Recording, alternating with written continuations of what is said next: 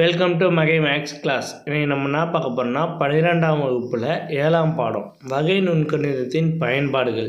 இதில் எடுத்துக்காட்டு 7.1 தான் பார்க்க போகிறோம். ஓகேவா, வாங்க பார்க்கலாம். வகை நுண்கணிதத்தின் பயன்பாடுகள். அதில் எடுத்துக்காட்டு 7.1 கொஸ்டினை பாருங்கள். f(x) = x² x belongs to 0,2 எனும் சார்பிற்கு 0,0.5 0.5, 1, 1,1,5, 1,5,2 என்ற உள் இடைவெளி சராசரி மாறுபாட்டு வீதத்தையும் மற்றும் x = 0.5, 1, 1.5, 2 புள்ளிகளில் ஏற்படும் கனப்பொழுது மாறுபாட்டு வீதத்தையும் காண்க.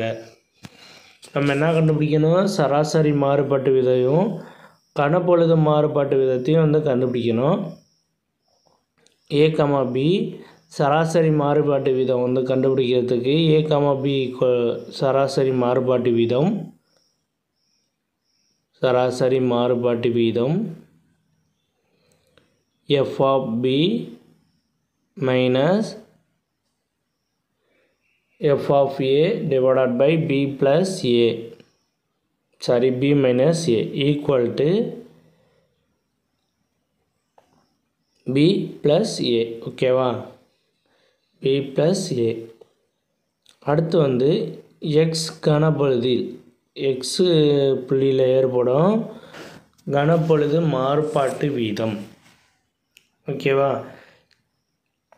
இப்போ இந்த ஏபி கொடுத்துருக்கதை வச்சு நம்ம சராசரி மாறுபாட்டு வீதம் கண்டுபிடிக்கிறதுக்கான ஃபார்முலா எழுதியிருக்கோம்.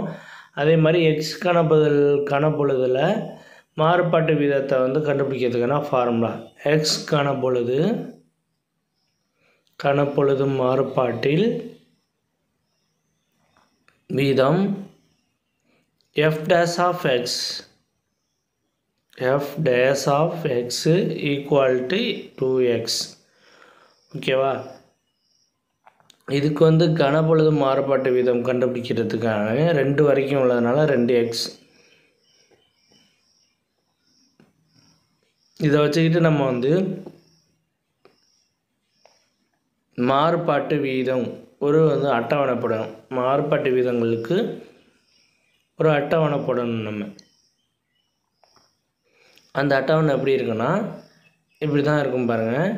a, b, x சராசரி மாறுபாட்டு வீதம், அப்புறம் கனப்பொழுது மாறுபாட்டு வீதம் அது நம்ம கண்டுபிடிச்சா ஃபார்முலா எடுத்து எழுதியாச்சு. ஏபி கொஸ்டின்லேயே கொடுத்துருக்காங்க, எக்ஸும் கொஸ்டின்லேயே கொடுத்துருக்காங்க. ஏபி 0,0.5, 0.5, 1, 1.5. ஓகேவா, இதுதான் கொடுத்துருக்காங்க பாருங்கள். இதுதான் a, b, பின்னு நம்ம எடுத்துக்க போகிறோம். ஓகேவா, இதை எடுத்து எழுதிடுவோம். ஏ என்னன்னு இதில் எடுத்து எழுதிடுவோம், பி என்னன்னு எடுத்து எழுதிடுவோம். இப்போ ஏ என்னது 0, ஏ 0, பி 0.5, 0.5, 1, 1.5, 1.5, 2, 1.5, 2. அடுத்து எக்ஸோட வேல்யூ கொஸ்டின்லேயே கொடுத்துருக்காங்க பாருங்கள். 0.5, 1, 0.5, 1, 1.5, 2. ஓகேவா, இப்போ இந்த சராசரி மாறுபாட்டு விதத்தில் b + a. ஓகே, அப்போ ஏவும் பியும் கூட்டினோம்னா பியும் ஏயும் கூட்டினோம்னா 0.5 எதோட கூட்டினாலும் 0.5 தான், 0ஓட கூட்டினா 0.5 தான்.